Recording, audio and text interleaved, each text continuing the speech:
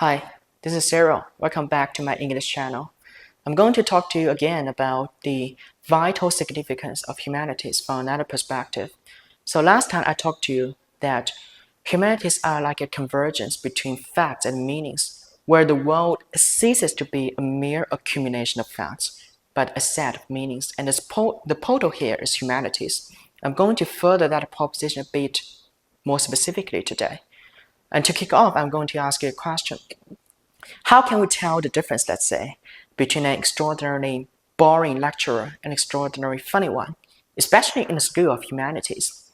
I think the answer to that varies from person to person, but I suspect there might be one valid benchmark, and that is if someone is just passing the knowledge through his body, then to spew that out as if that is the axiomatic assumption about the world to his students, I would say that he's a boring lecturer.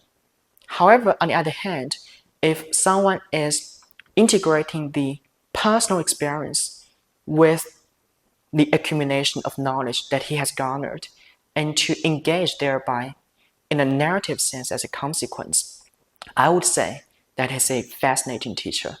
So you see, for me, the hallmark is the proper participation of personal narrative, which I think is at the heart of the study of humanities. So let's take a look at this personal narrative specifically.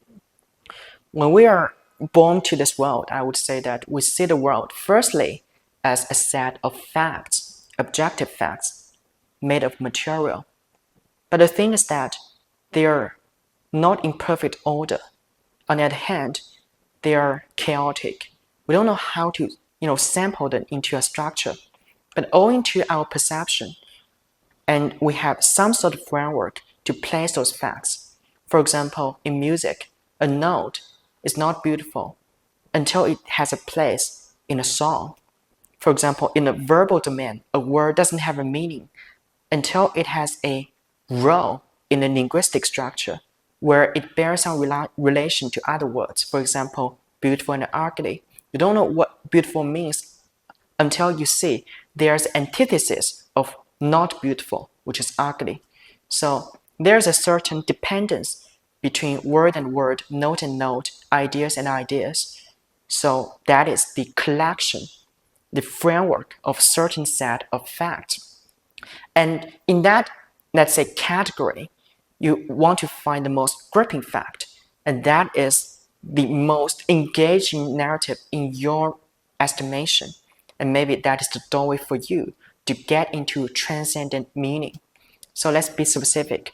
For example, in the domain of literature, we don't know what good literature is, but we have a very important ability to start with, that is imitation. By talking with other, fellow students and teachers, they will tell you what they think to be good literature, the literature, the books that they've been falling in love with, like Anna Karenina and Brothers Karamazov or Crime and Punishment. Then they will say, oh, try it out. You'll love it too once you encounter it. Okay, let me try it. Oh, I can love it as well. So it's like you have become a part of this tradition and you find gripping facts in those past narratives.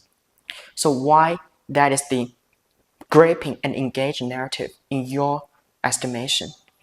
Well, I would say because you find a certain revelation of your ego in those books. Because to begin with, our thoughts are not transparent to us from a psychological perspective. We act out all sorts of things that we can't give full interpretation. But we have something that can give account to that to a certain degree, like psychology, philosophy, and literature. So by walking through the souls of others in our imagination, by looking at the world through the eyes of those fictional figures, we come to an empathy, we come to a resonance where we find our personality, our emotions, our feelings can be found in a parallel universe. And then we can, first of all, be assured that we are not alone. And second, we can feel that we can be encouraged because we can be a force for the good once we let out our good characteristics and to keep those bad characters under control. For example, when you're reading Steppenwolf, you can see the constant wrestling, let's say, between the side that's cultivated and the side that's savage. So you want to keep the savage part under control, and then you want to magnify the civilized part so that you become an integrated person. So you can be some force for the good in the world.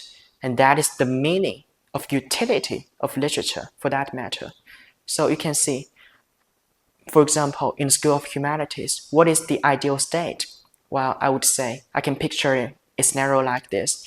The professor is constantly talking to his students about what he's been falling in love with, that he has encountered through his life, and to communicate his love in the highest possible manner to his students with the hope that they will also love it, but not in a finger-waving manner, but saying like, try it out. You will love it for sure.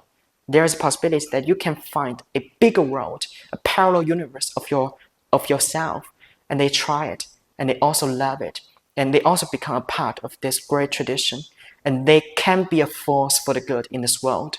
And I think that is at the heart of the School of Humanities, which deserves all protection at all cost. That is something unchanged, no matter what. Thank you.